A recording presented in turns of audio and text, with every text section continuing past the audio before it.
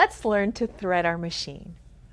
Taking our cone of thread, I'm going to place it on our spool pin, grabbing the thread. From the back to the front, we push it through the eyelid. Now you want to make sure that you match the cone to the eyelid that's right above that particular cone. Grabbing the end, I'm going to place it through the pigtail thread guide and into the 3-hole thread guide. What's very important here is that you're going to take the thread from behind every time. Push it through, thread from behind, push it through, thread from behind, and push it through. Almost like a barber's pole. From then, we're going to put the thread through the next thread guide and then down to the tension discs. Now, the trick here is to hold your thread.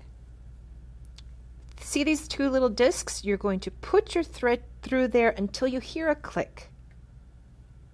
Bringing it up through the thread, tension discs. You're going to put it up through the take-up spring. There's a little spring right here. Down to the stirrup thread guide and up to the take-up lever. Now here again, we're going to go from the back to the front. Pulling a little more thread. We're going to go to the next pigtail thread guide.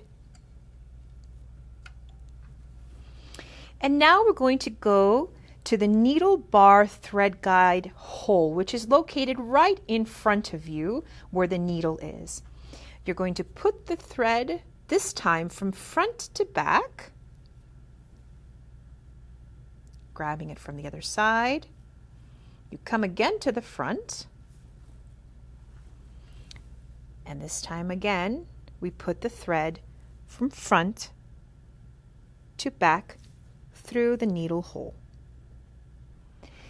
Now that we've threaded our machine, we're almost ready to start quilting.